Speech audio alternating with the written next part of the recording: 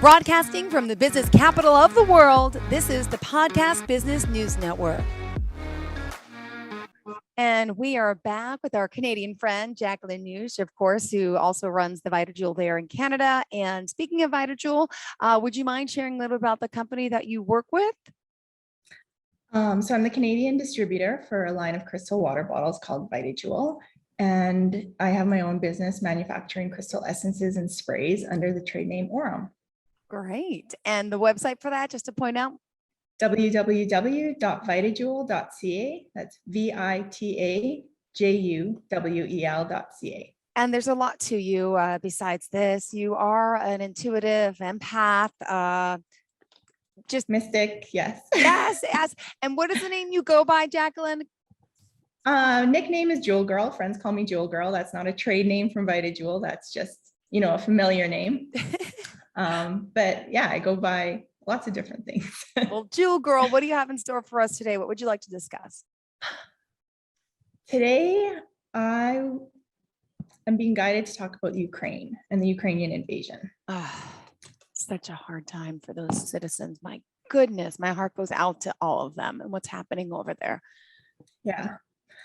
I've been sent on a pilgrimage, so to speak, this past week since we talked last. And well, I'll backtrack. I think I've mentioned on other shows how I make these sprays, and what we've been going out and doing is spraying the different cities, spraying the world, spraying different places and things that we feel need our help and our prayers right now. So last week I was guided to get in the car and start driving west. And I didn't know how long I'd be gone. I left without any supplies, left without anything, left without clothes, it was just go for a drive, go west. And hours later, it was after midnight, and I found myself in a strange city, and it said, pull over and spend the night. And so I did. And, the thing that I always think about is, as a spiritual person, I believe that everybody has their own journey and everybody has their own path, and everybody's path is different from everybody else. So everybody should not be expected to be doing exactly the same things at the same time. Yeah. However, there is points in time where there's world events that are big enough that a majority of the population, I believe, should be tapped in and tuned into it. And if you're not acknowledging it, and you're not being part of it, and you're not asking questions within yourself as to how I should be contributing to this event, then I hope you have a very good reason for excusing yourself out of it. And I mean, we've had a series of events in the last number of years, I think, that have caused people to go within and ask different questions all along the way. And for me, a couple of weeks ago, February 22nd, and it's always difficult when they just give me these messages online and I just have to say them, and often they're not right. Yeah. Because it's the idea of them. And so speaking to that, I want to go back to the marsupial family versus the musteloid family that we talked about last week. Yeah. Yes, Ermine's not part of the marsupial family. I knew that as I was saying it, part of the musteloid family. So forgive me for that correction. And if I make mistakes, in this broadcast too, but so I believe it was Thursday, February 22nd, although it might've been the 24th for the Ukraine invasion.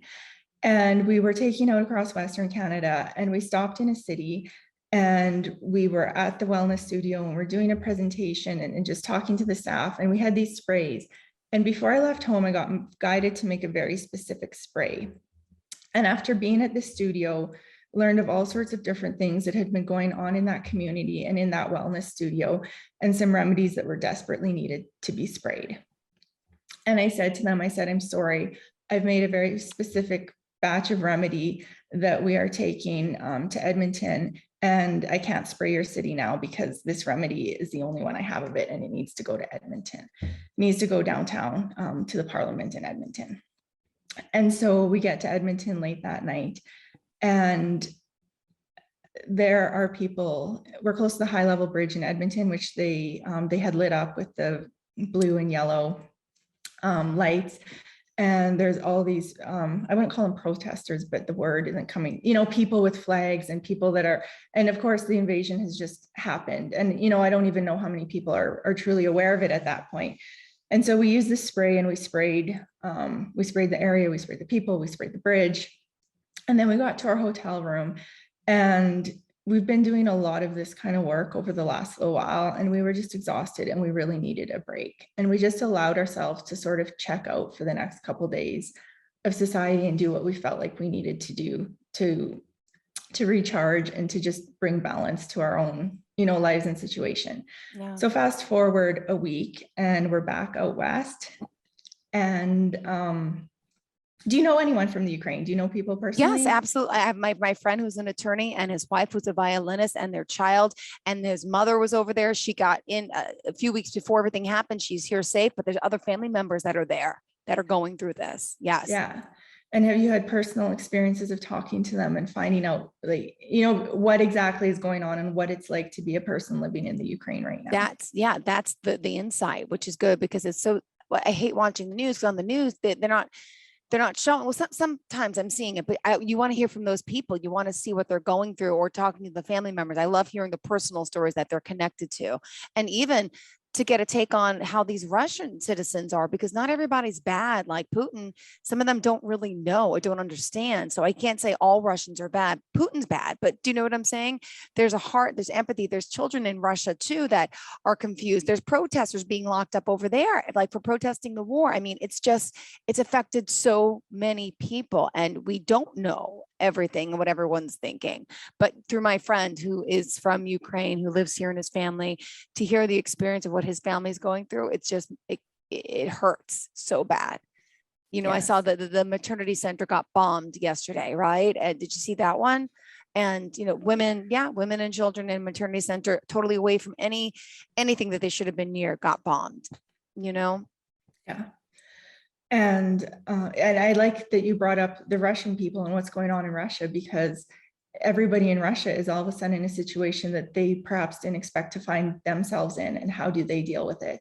A woman told me from someone in the Ukraine that the soldiers that were part of the Russian army, if they defect right now, it's 20-year life sentence automatically, for deciding they don't want to be part of this. And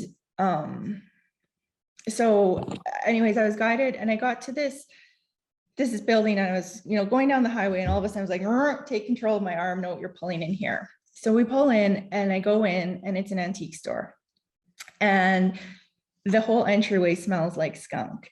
And in the metaphysical world, something I was told a long time ago, because I have clairsense, so the ability to smell different things, is that when something smells like weed or marijuana, it's negative or bad energy, and it's an automatic warning sign to stay away from it.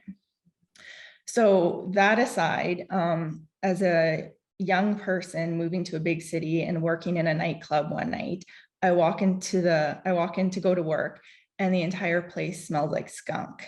And I say to myself, I can't even understand the people in the city. Like, I grew up on the farm, and if you got sprayed by a skunk before coming, into work or going out for the night, horrible. Oh my gosh. And so I'm, walking around saying this to a few people, and people are kind of like, going like this and smirking a bit and laughing. And finally someone tells me that there's a strain of marijuana, I think it's called skunk or something, that smells like skunk. And that was in fact what I was smelling in this nightclub. So from that experience, I know that there is marijuana out there that smells like skunk. So I walk into this antique store, and it just smells like that. Yeah. And I'm thinking to myself, do I really need to be here? And I just hear, no, you need to leave, but you need to tell them on the way out why you're leaving. So I turn around to go out, and I say to this elderly gentleman, I say, I'm sorry, but the smell of skunk is so strong in here that I just can't, I can't manage it. And he looks at me and he says, I'm so sorry. He goes, we have a family of skunks, and when the cats scare them, they spray the store, and the store was sprayed yesterday morning, but we have the skunk out back in a cage, and we'll be releasing it into the community pasture after work. Oh. And right then, I mean, with my blue hair, I think, and with their store that smelled like skunk, there was a level of maybe wariness or misunderstanding. Mm-hmm. And so I went in and proceeded to spend a bunch of time in there, which was a lovely experience. But the lovely experience that happened was the owner of the store was from the Ukraine. immigrated when she was 19. And I'm guided through this conversation with her, and I'm asking what her hours are, and I'm asking when she, would be open. And she's like, well, we're open all the time. She goes, you think right now that I wouldn't want to be here, but the truth is I'm from the Ukraine, and when I'm not here, all I deal with is this. And she just opened up. And I mean, absolutely all of her family's there, all of her friends, everyone, and all of these firsthand stories. And she just poured her heart out and shared and shared and shared with me. And I just prayed and prayed and prayed for her.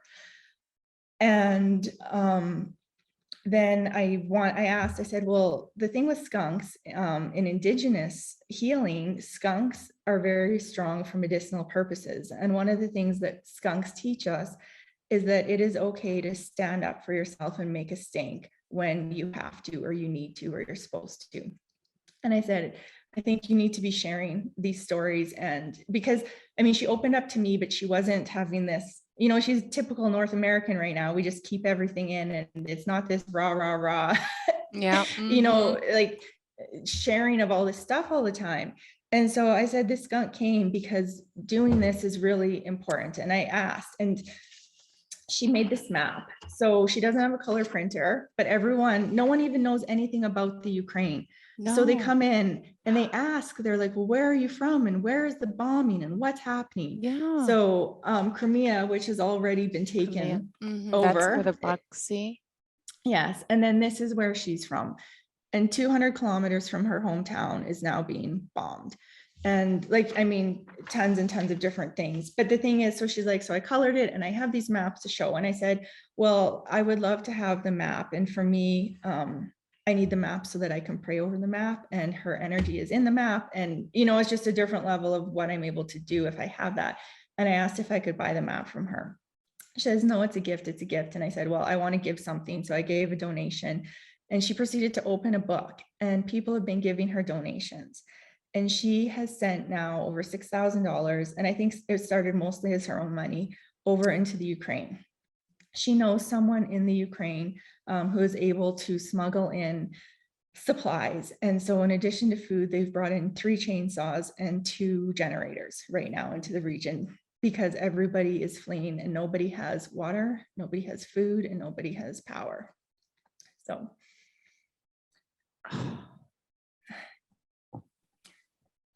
Is her family still okay? Most of them, from what she knows, or are they fleeing? Are they going to flee, or they can't, or what's happening with her family in particular? Her family, I mean, nobody's okay. You can't be okay when you're in a situation, but they are alive. 200 kilometers, that's not next door if you think of, do I need to go into my bomb shelter today? But it is next door if you think about, pick a place 200 kilometers, that's 100 and what? It's not that far. Mile, and think if that place was being bombed and everything in it. And when they're going in and bombing, the thing about it is they have guards blocking the roads with machine guns. And if people try and leave the cities that are being bombed, they're getting shot down. So much for the safe places they were supposed to open up and all that. I don't understand.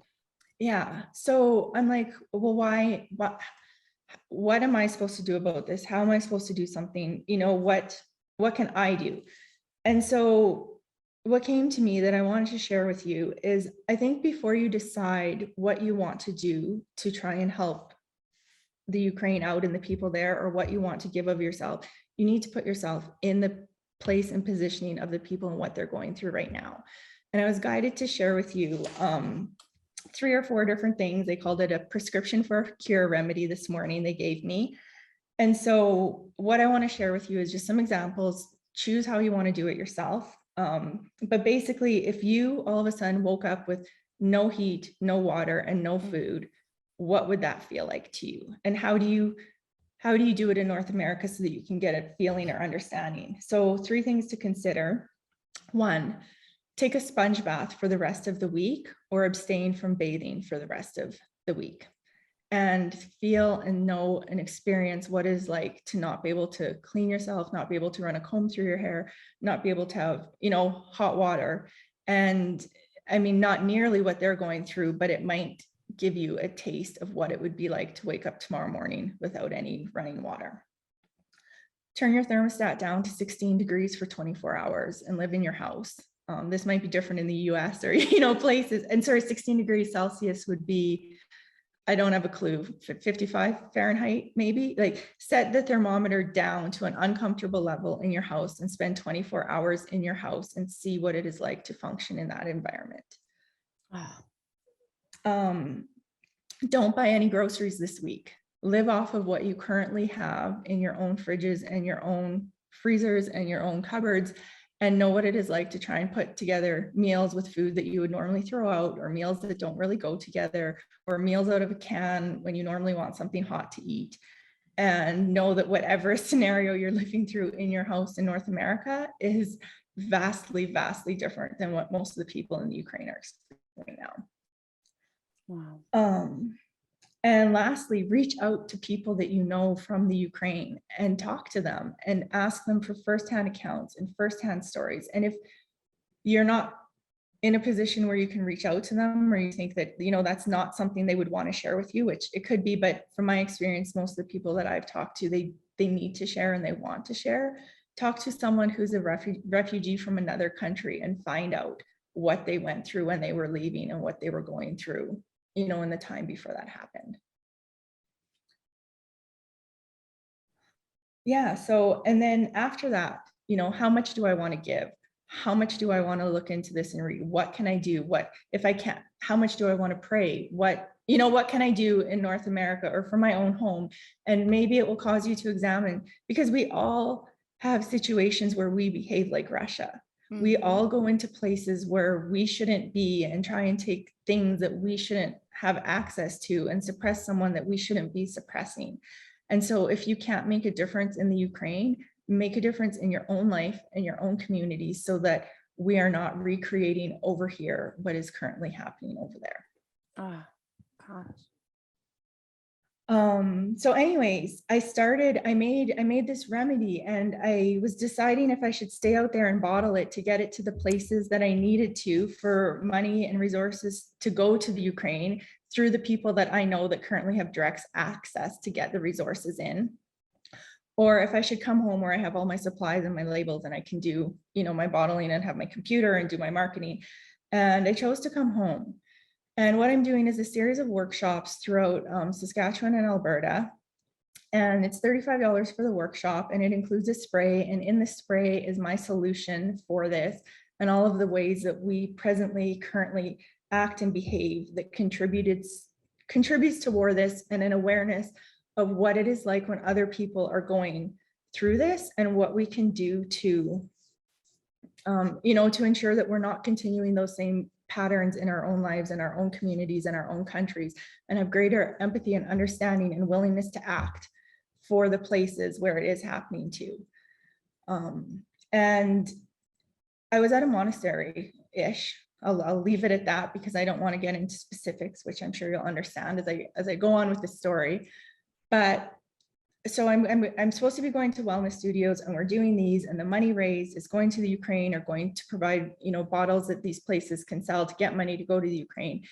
And I'm going to leave this retreat where I built the remedy, and it's a religious space, and the people who run it, or the religious leaders that are part of it, are from the Ukraine. And they've recently taken a bit of, before I got there, they left to take some time off. They didn't say what, but I'm assuming to pray for and deal with the situation over there. And I'm packing up and I'm getting ready to leave, and I actually do leave. And in my head, it says, turn around and go back. This is a retreat center. This is a place with a direct connection to the Ukraine. It's not part of your, regular network and regular stop. But if there's a community out here that wants a way that they can help and something to do, then I want to offer one of these, prayer session events at this place to raise money. And I went back and I talked to the person in charge, and I said, this is what I'm doing at other cities throughout Western Canada. And the proposal is it's $35. People show up, they get a spray. It's a prayer meditation and a sharing of people who have met people in the Ukraine and their experiences and how and why, we should be concerned. And I want the place is struggling. So I want $15 of it to go to the actual prayer retreat center, because they actually do need, the finances to keep doing what they're doing. And the other $20 I want to go to the priest to decide who and how and what, they can get it for in the Ukraine. And he looked at me and he says, the devil works in mysterious ways. We do not deal with new age healers. You're not welcome here. Wow. Yeah. Whoa. That hit hard. How did you respond to that? I mean,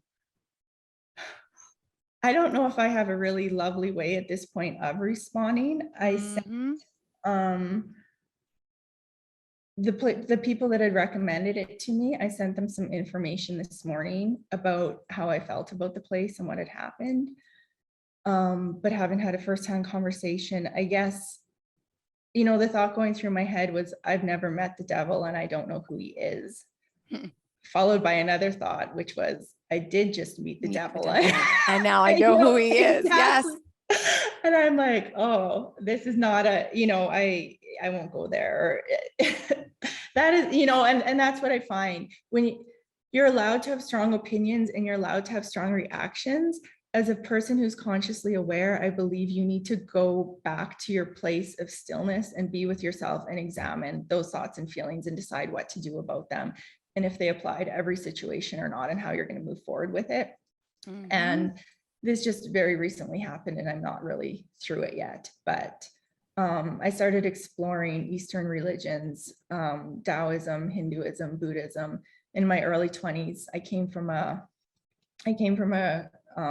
Christian background, and growing up, so I had experience, went to a Catholic university, or stayed in the Catholic residence of university. So I've explored from my experience, all religions are not the same. Spirituality is the same. It doesn't matter where you are and what part of the world and what part of the time that you are. Spiritual messages like compassion, love, truthfulness, understanding, those hold true across all religions.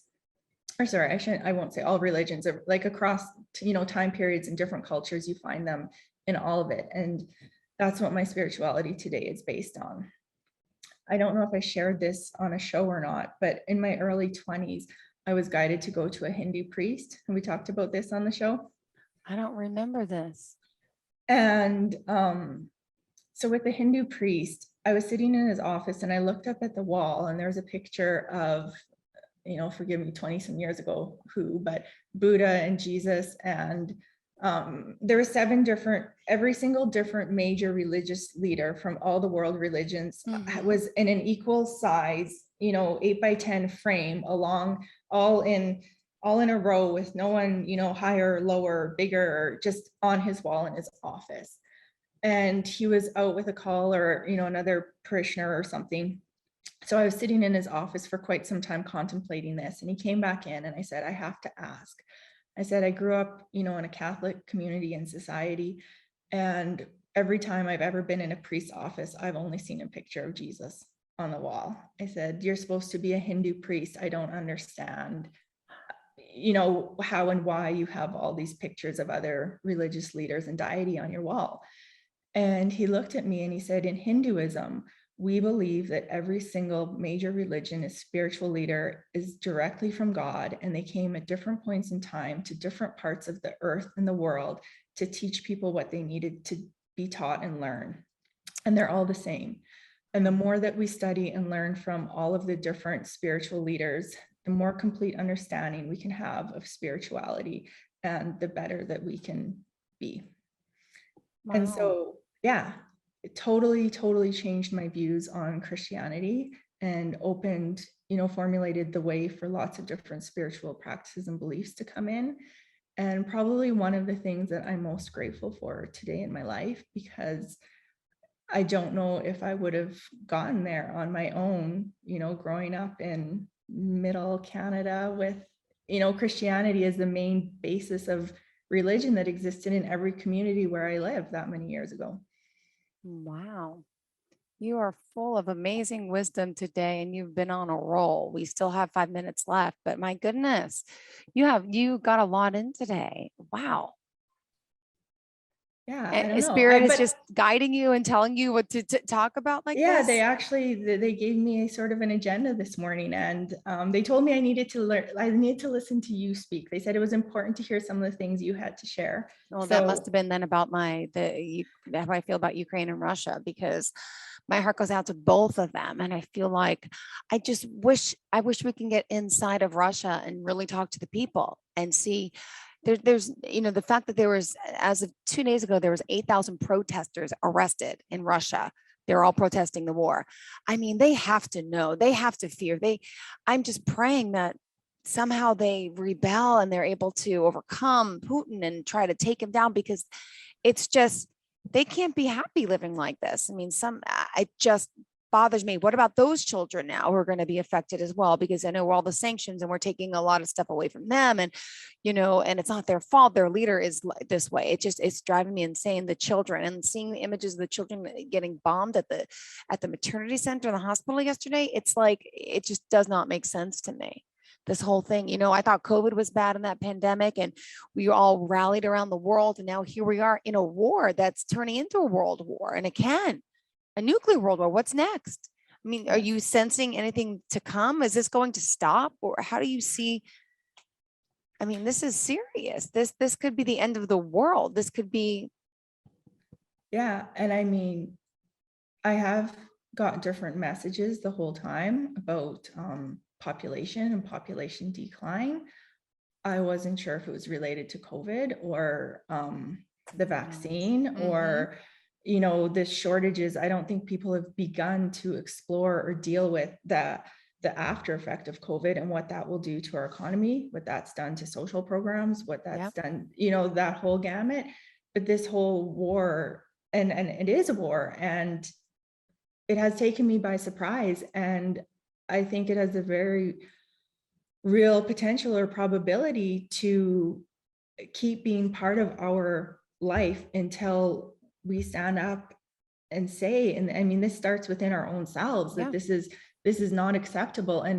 But it's not a war that's not acceptable. It's taking things that don't belong to us. It's not having a conscience or a compass to tell us which way to go.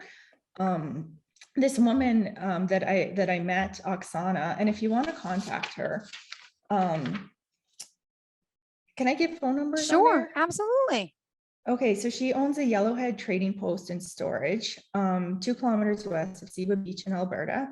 And her name is Oksana, and her phone number is 780-918-1985. Again, it's 780-918-1985. And I haven't talked to her about this or mentioned that I'm putting her information out there, so she won't be expecting your call, but I know that she is taking money and she is funneling it to the people that need it in the Ukraine. But anyway, she had a spiritual person come through there sometime in the last few days that said this would last 2 years. And my husband said something very horrifically interesting to me last night or this morning. And he says, the awful thing is that Ukraine is the pawn. And because we don't care about them and it's not affecting us in North America or Western Europe, we are letting them take the brunt of it for us. Yeah. And that got me thinking about Pearl Harbor, actually, which we were also guided to watch in the last few weeks. And, in Canada, we're 1/10 the population of the US. And the first thing I sort of did was look up the Ukraine and what population they have compared to Russia. And it's very similar. Yeah. And I don't believe in going to places where we don't belong. I don't believe in telling people what they should or shouldn't do. That's not who I am and that's not what I'm a fan of. But if you are the person with the strength or the wisdom or the resources or the power, you must, in my opinion, it's a spiritual truth that you are responsible for taking care of the people that have less than you. Yeah. Wow. And if you, and the Ukraine has less than us. And so I'm not saying whether or not we should go in and, fight or what we should do. I'm saying there's something absolutely not right here. And it is not right for us to sit by and pretend that we don't care about it because it's not affecting us. Yeah. And as horrific as Pearl Harbor is, the message that I got about Pearl Harbor was it was the biggest spiritual blessing that could have happened, because in North America, we were ignoring World War II and pretending it wasn't our fight and it had nothing to do with us. And I would be very concerned and very scared that we are repeating the exact same prophecy between the Ukraine and Russia. Wow. Yep. And I feel that we're next. Something's going to give. And he's a smart man. He's smart. You know, people are making comments that Trump said Putin's smart. He is smart. Disgusting, but he's smart for what he's able to do. It's disgusting, but we have to be careful here. And, you know, I hope things get better, but at this rate, nobody's taking action with NATO and our nations, and they are by doing sanctions, but they're not doing the no-fly zone. But I understand the good and the bad to everything. And at the same time, there may be a sneak attack coming into us. You know, we're on the East Coast here in New York, and my dad was talking today. He's like, this is so easy. Nuclear warfare, it's going to come right to us in New York City. And you just never know. But I appreciate your talk today and for doing what you're doing for your Ukrainian friend and for those Ukrainians out there. And would you mind sharing your contact information before we go? No, I'm going to share Oksana's contact information. Perfect. Again. So Oksana, direct ability to contact the Ukraine right now. She's sending in chainsaws and generators.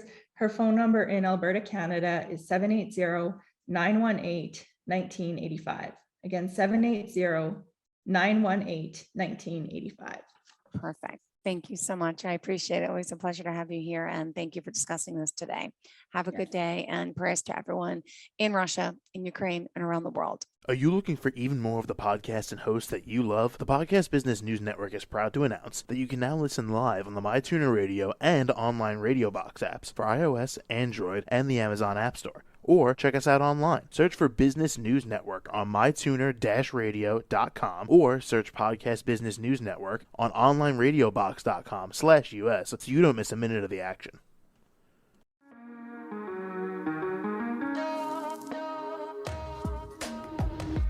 Broadcasting from the business capital of the world, this is the Podcast Business News Network. For nearly 2,000 severely injured veterans, everyday life has become filled with barriers. Day-to-day simple tasks can become pretty daunting. I have to carry my chair up 2 flights of steps or have somebody do it for me. What scares me the most is just the falling. When I'm struggling with my house, I think, to have that one great barrier just knocked down, I mean, it's crucial. Home for Our Troops is a wonderful nonprofit that builds a Mortgage-free, fully adaptive, handicap-accessible house. And there's no catch. It'll be our very first home that we've ever owned. This is a game changer. This is where your life begins again. We need you to join us in completing this important mission. Please visit hfotusa.org and help build homes and rebuild lives. Because of you, everything's going to be okay.